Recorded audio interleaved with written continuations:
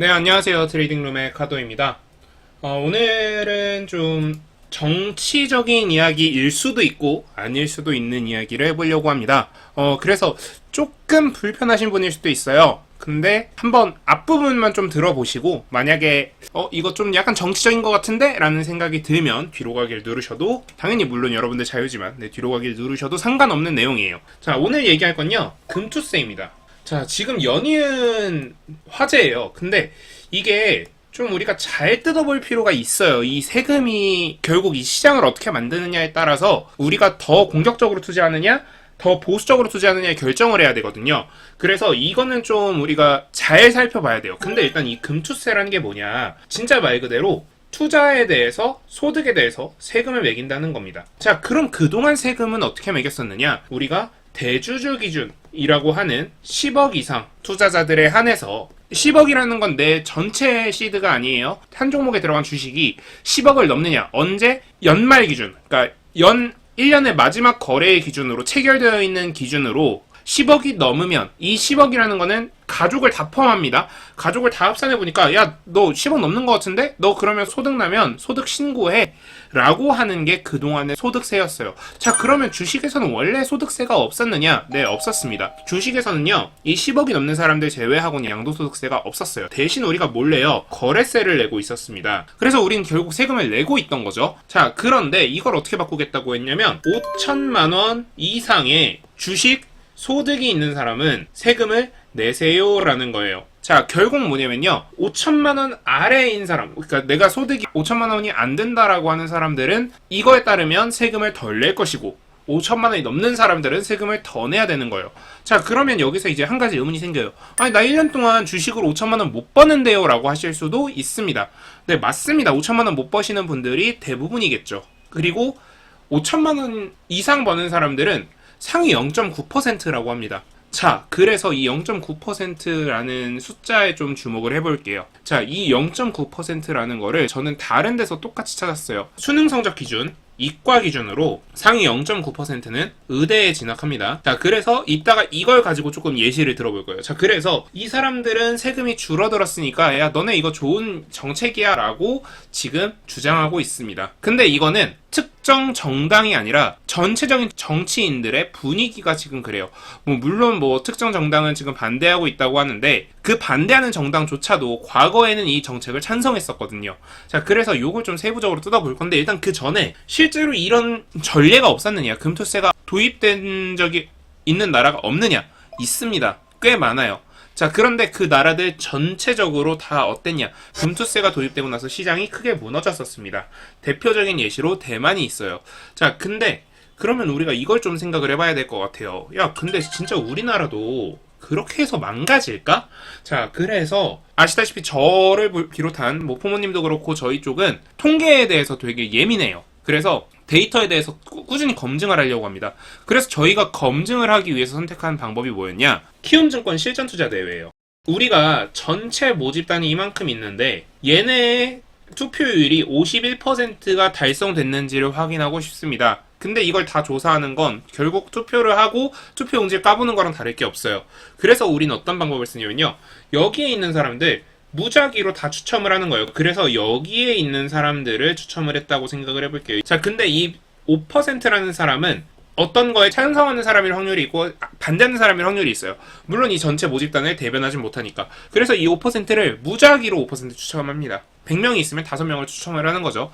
자, 그래서 물어봐요. 정책에 찬성하세요? 반대하세요? 그렇게 물어보니까 결국 뭐라고 한다? 반대한다라고 한다. 혹은 찬성한다라고 한다. 이런 식으로 이걸 가지고 데이터를 분석할 수 있어요. 우리가 이거를 샘플링, 표본 추출이라고 합니다. 자, 그래서 이 표본 추출을 통해 볼게요. 키움증권 실전투자대회의 상위 0.9%에 대해서 표본을 추출해 봤습니다. 키움증권이 한 16,000명 정도 참가를 하더라고요, 평균적으로. 그래서 0.9를 곱하면 이 인원이 나와요. 144명이라는 인원. 자, 그래서 1억 리그 그리고 3천 리그를 기준으로 1위부터 144위까지 해당하는 사람들을 추출을 해봤습니다. 그래서 그 사람들의 거래 대금과 이런 걸 확인을 해보고 싶었어요. 자, 그런데 이게 안 돼요. 왜? 키움에서 이 자료를 제공하지 않으니까. 자, 근데 대신 우리한테 제공되는 또 다른 자료가 있습니다. 뭐냐면 종목별 거래 대금이에요. 자, 그래서 우리는 어떤 방법을 썼냐면요.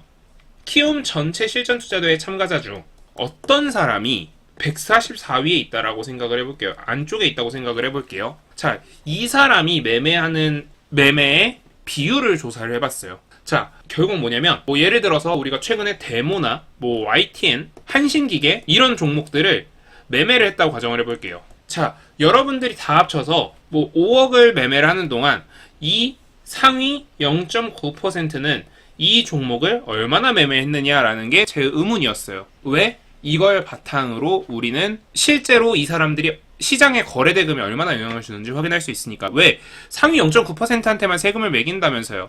그럼 바꿔 말하면 상위 0.9%는 이 세금 내기 싫어할걸요? 단적인 예시로 이 상위 0.9% 누가 들어가 있느냐? 제가 들어가 있습니다. 그럼 저는 어떻게 생각하느냐가 굉장히 중요할 것 같네요. 자, 그래서 이걸 조사를 해보니까 어떻더라? 데모나 이런 종목들 같은 경우에는 60% 정도가 제일 낮았고요. 그러니까 전체 거래대금 10억이라고 하면 특정 0.9%에 해당하는 사람이 전체 거래대금의 60%를 차지했던 거예요. 제일 높았던 종목의 비율은 94%였습니다. 그래서 평균을 내보니까 73% 정도가 나와요. 자, 그럼 어떻게 되냐면요. 우리가 이렇게 생각을 해볼게요. 자, 상위 0.9%한테만 물리는 세금이라고 하면 상위 0.9%는 사실 굳이 내지 않아도 되는 세금, 기존 제도에서 바뀜으로 인해서 더 내야 되는 세금이 듭니다. 그럼 상위 0.9%는 다른 데다가 차라리 투자를 하고 싶어 할 겁니다.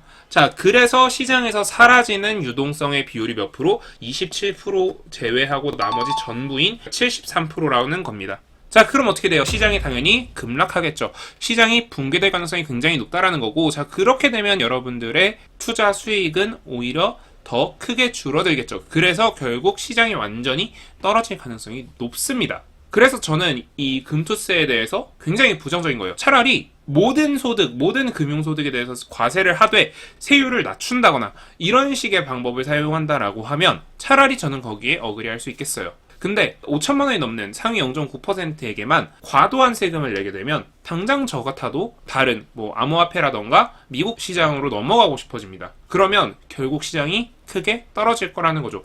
자, 그럼 여기에서 한 가지 좀 여러분들이 의문이 들 수 있어요. 야, 이거 너무 비약 아니야? 상위 0.9%가 실제로 이동할까? 이거에 대해서 여러분들이 이런 생각이 들 수밖에 없어요. 왜냐면 아니 얘랑 시장이 다른 것 같은데? 너가 여기서 먹힌다고 해서 여기서 먹힐까? 라고 당연히 의문을 품겠죠. 그리고 실제로 이건 굉장히 합리적인 의문이에요.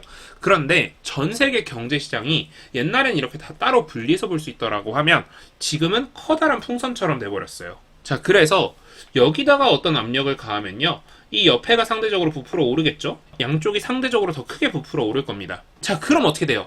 이 눌린 시장 대비해서 얘네들의 시장은 더 성장해서 이 사람들이 특정한 매매를 하지 않더라도 추가적인 상승이 당연히 기대될 수밖에 없습니다.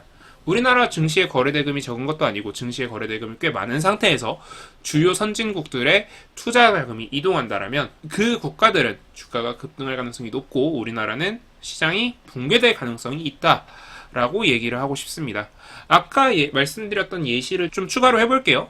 아까 제가 의대가 0.9%라고 말씀드렸어요. 자, 그래서 야, 의대 0.9% 너네가 조금 더 고생해. 너네 어차피 나중에 돈 잘 벌 거잖아. 그니까 너네가 좀 희생해. 라는 의도로 상위 0.9%의 의대 입학생들에게 이런 이야기를 하는 거죠. 야, 너네 등록금 3배만 더 내자.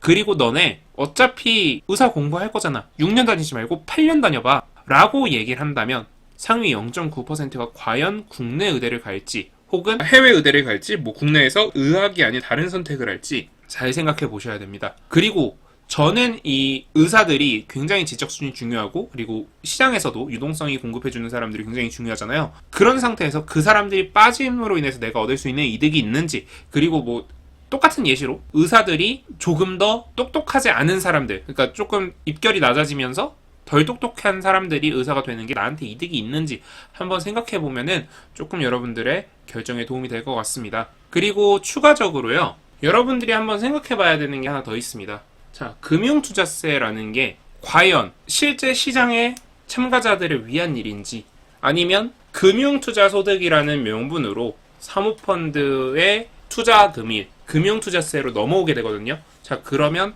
과세 표준이 달라져요. 그래서 실제 세액이 거의 뭐 40%에 가까웠던 세금이 20%로 낮아집니다.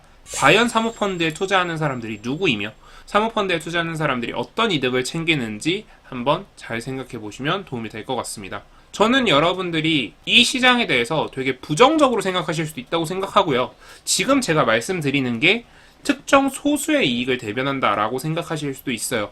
하지만 저도 그 소득세를 내야 되는 사람이지만 제 입장에선 이런 거예요. 그래? 그러면 왜 쟤네들은 세금을 내리며 그리고 시장이 붕괴될 수 있는 것에 대해 시장이 붕괴될 가능성이 있는 것에 대해서 대안을 가지고 있는가 이렇게 생각을 해보니까 저는 이 법안에 대해서 굉장히 부정적이게 됐습니다. 그래서 여러분들도 만약에 제 생각에 공감을 하신다면 앞으로도 계속 아마 금투세 관련된 논의들이 있을 거예요. 그럴 때마다 그런 청원들이 있을 때마다 거기에 한번 조금 귀찮더라도 동의를 한 번씩 눌러주셨으면 좋겠습니다. 네, 오늘 영상은 여기서 마무리하겠습니다. 오늘 영상 도움되셨다면 구독, 좋아요, 알람 설정 부탁드립니다. 감사합니다. 트레이딩룸의 카도였습니다.